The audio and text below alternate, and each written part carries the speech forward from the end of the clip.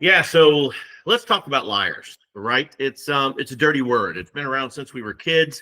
It's been around since our parents have been poking at us in our chest trying to drive the truth out of us. But it developed a strategy. It developed a certain characteristic of some people that in today's society has become crazily acceptable.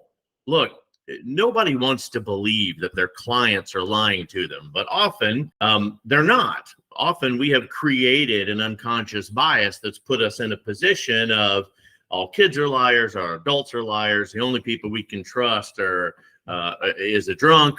It's always interesting, all of the things that we've heard based on the generation that we were brought up in. There's not necessarily a reason that you need to pry into the why, but stay focused on the client and the transaction. We're going to talk about that today. So you may not be able to figure out what the motivation is behind the lie, and anybody that's worked with me for any length of time understands that as much as I enjoyed the Scooby-Doo shows from when I was a kid, it's not necessary for you to go all Scooby-Doo on every single situation that your client puts you in. I've had deep discussions this week with a couple of our agents that are dealing with exactly this problem. So I made it today's focus.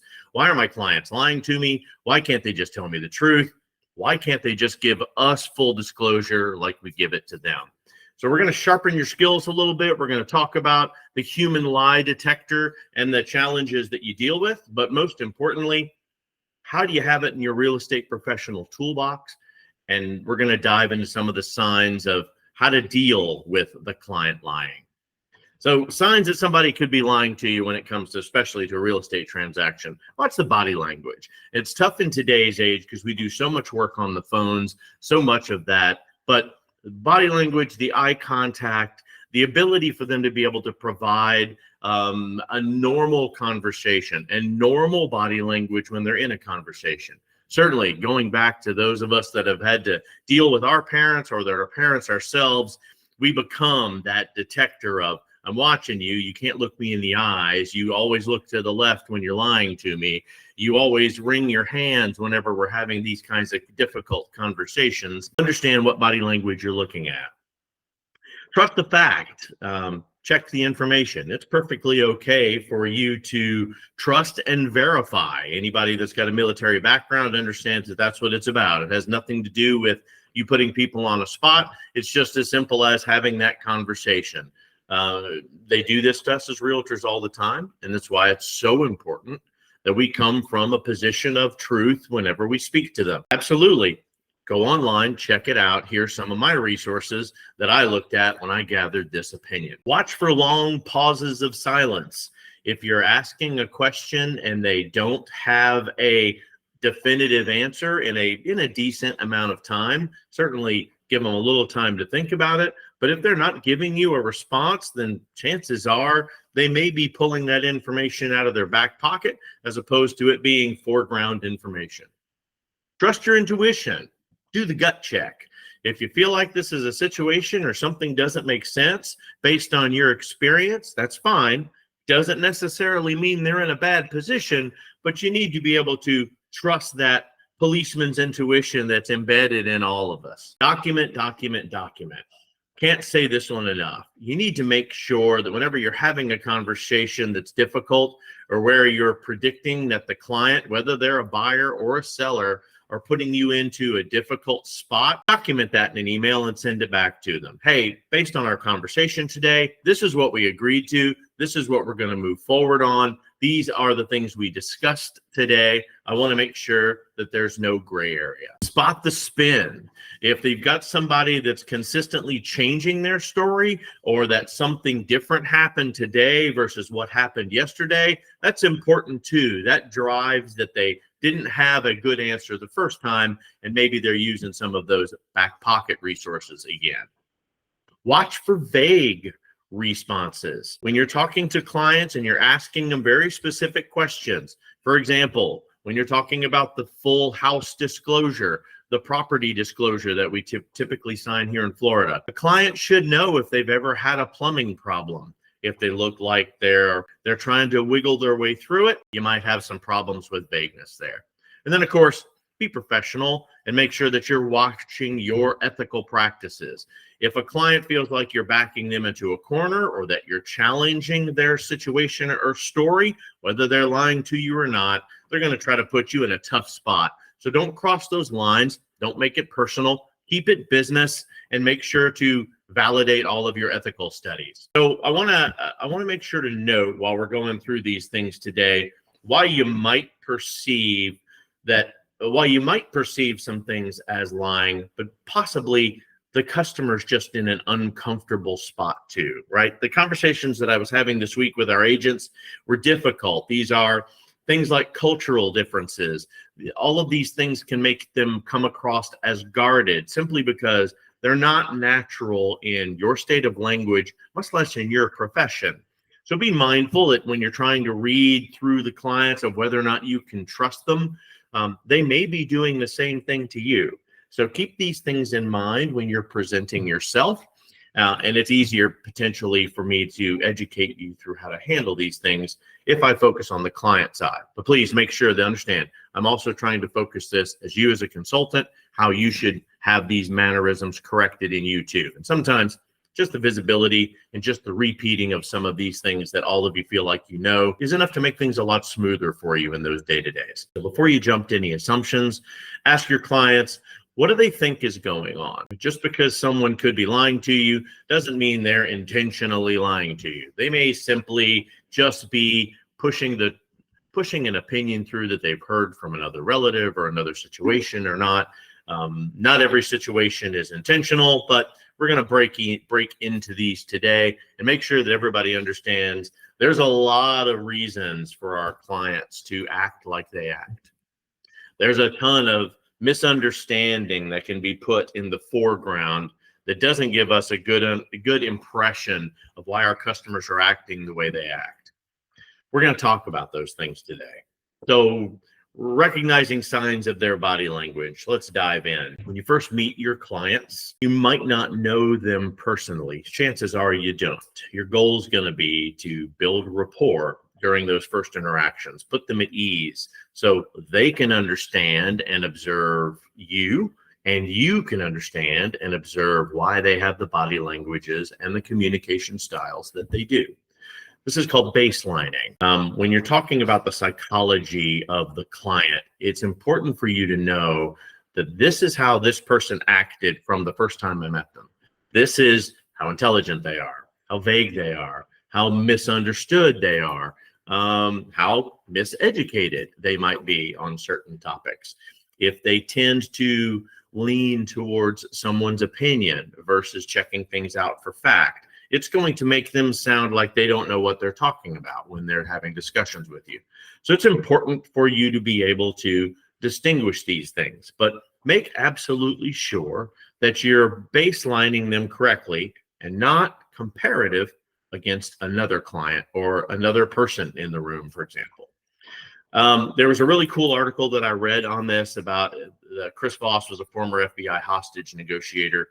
And the author of a really cool book, by the way, Never Split the Differences. The majority of the communications, he had mentioned it, 55%, in fact, comes from face and body language. So what you're looking for out there is a client's tone of voice, nonverbal cues, their lack of ability to give you eye contact, itchy, fidgety, high-pitched voices, change in complexion, sweats, and vocal fills, a lot of and I know what you're all saying.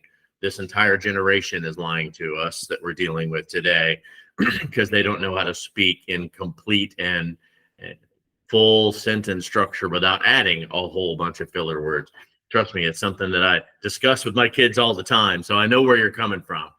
So remember, even though I don't want you to take it to the extent of an FBI interrogator, and it could mean that every single one of your clients are lying to you, it also could just mean that they're busy trying to conceal their personal information and their persona.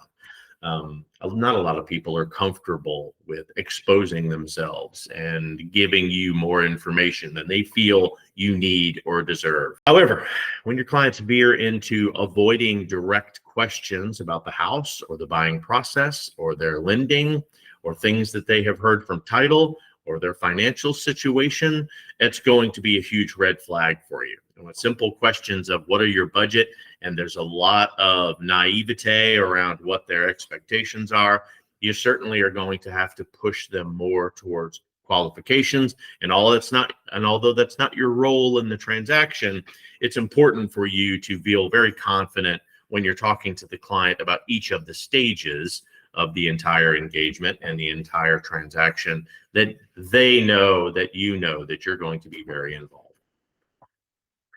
Trust but verify. We had talked about that a little bit earlier. This is something when I was first getting into my career and when I was elevating into a management status, it was one of the first lessons that they put us under. The old adage rings true in real estate, probably more than anything. You want to take your client's word for what they're saying. You must act on your own due diligence, however, as a real estate professional to protect yourself and your license. This means that if your sellers say they got the roof replaced last year, but you see that the shingles have a ton of damage or a ton of wear and tear, you might need to consider pulling the permit report before the inspector does.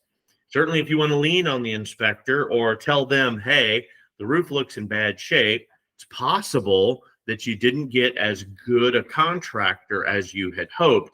Hopefully, the inspector is going to be able to pull a most recent permit so that won't be a question. That way you're not poking and prodding at your client, essentially saying, ha, caught you, you're a liar. Look, the shingles are crappy. You never want to be in that situation. So remember, according to all of our studies and everything that we do for the NAR, we have a nationally recognized errors and omissions insurance provider. So if we are in a situation to where we're not representing ourselves, we're covered, but the client isn't. And you want to be able to expose that. Hey, all of the information that we're going to put on this disclosure for the property and how good of condition the property's in, be as honest as possible. If you've had a leak under the sink, even if you got it repaired, normal pipe, anything like that, make sure to list it and that you got it repaired and approximately when you got it repaired and that it was repaired by a professional or personal, just so that they can check it out.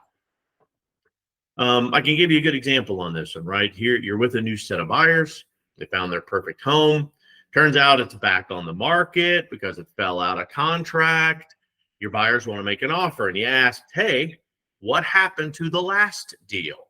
The listing agent, of course, tells you that the last buyers, they noticed something during the inspection.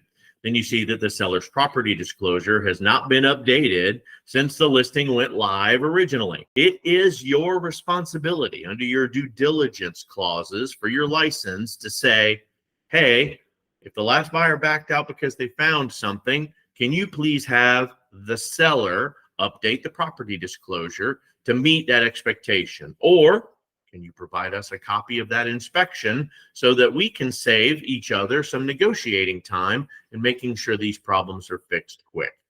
Once the sellers are aware that there is a significant service level that is required for them, chances are they're going to fix the issue while you're in the process of negotiating. So it's important, and it brings you back to that trust but verify.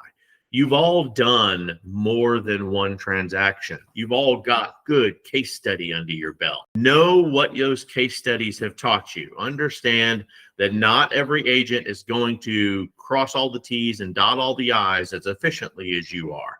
Doesn't mean that you're looking for a liar every time that you're having a conversation with them. Professionally, you can't set yourself up that way. But you do want to tell them, hey, just happened to notice that since the information that you have given me is different than what you have posted online, could we have that information updated, please? Pretty simple request. How they react to that request may go beyond the traditional negotiations.